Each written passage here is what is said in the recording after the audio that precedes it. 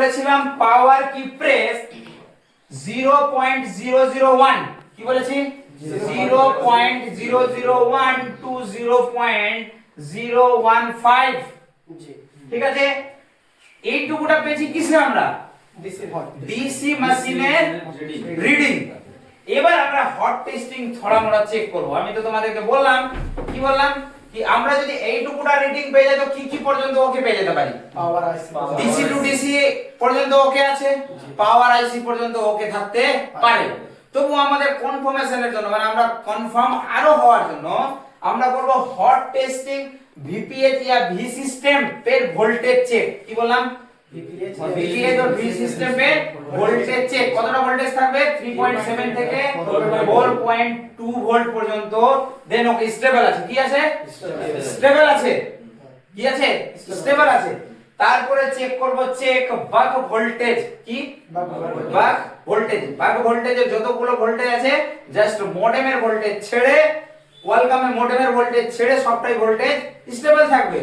আর মিডিয়াটেকে মডেমেরও voltage বনবে। মিডিয়াটেকে কি বনবে মডেমেরও voltage বনবে। ঠিক আছে। মডেমের ভোল্টেজটা হচ্ছে সিমের জন্য ভোল্টেজ আছে। ঠিক আছে।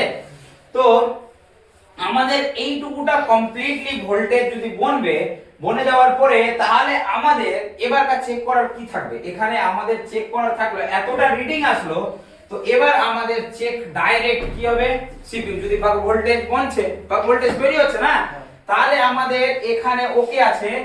তো চেক সিপিইউ কি সিপিইউ চেক সিপিইউ না তো সিপিইউ না হলে চেক সিপিইউ मतलब চেক সিপিইউ কে করব। চেক করব কাকে সিপিইউ কে। আর না হলে সিপিইউ রিভলভ। কি সিপিইউ না হলে কি বললাম সিপিইউ রিভলভ। রিভলভ করেও যদি সেম প্রসেসে থাকে কি থাকে সেম প্রসেসেই থাকে এই জায়গাতেই থাকে। রিভলভ করার পরে কি থাকে এই জায়গাতেই আছে সেম জায়গাতে, তাহলে আমাদের হবে কি সিপিইউ চেঞ্জ। কি হবে চেঞ্জ সিপিইউ। যদি রিভলভ করে না হয় তো যদি লিখে দিচ্ছি এখানে ঠিক আছে সিপিইউ রিভলভ। আবার এখানে আমি দিয়ে দিচ্ছি সিপিইউ রিভলভ করে না হয় তো সিপিইউ রিভলভ করে না হয়তো সিপিইউ চেঞ্জ।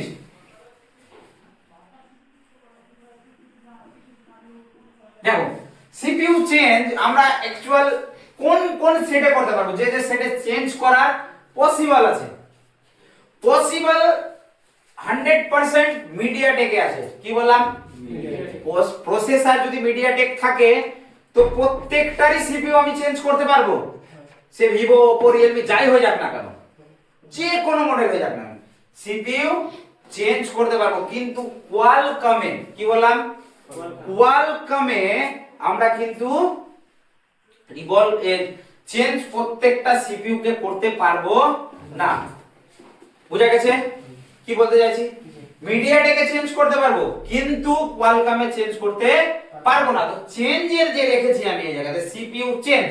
ঠিক আছে। তাহলে আমরা এইটুকুটা বুঝতে পারবো কি যদি সিপিইউ চেঞ্জ মিডিয়াটেক থাকে তো আমরা চেঞ্জ করে অন করে দিতে পারবো। আর যদি কোয়ালকমের থাকে তো কোয়ালকমের থাকলে আমরা সিপিইউ লাগিয়ে আমরা রিডিংটা তো কমসে কম জেনে নিতে পারবো না রিডিংটা কি আছে। যদি কোয়ালকমের থাকে তো আমরা কি করব অন্য সিপিইউ লাগিয়ে রিডিং এ স্ট্যাক হচ্ছে কিনা, ডিসি মেশিনে স্ট্যাক হচ্ছে কিনা। স্ট্যাক কত দেওয়া হবে কত বলেছিলাম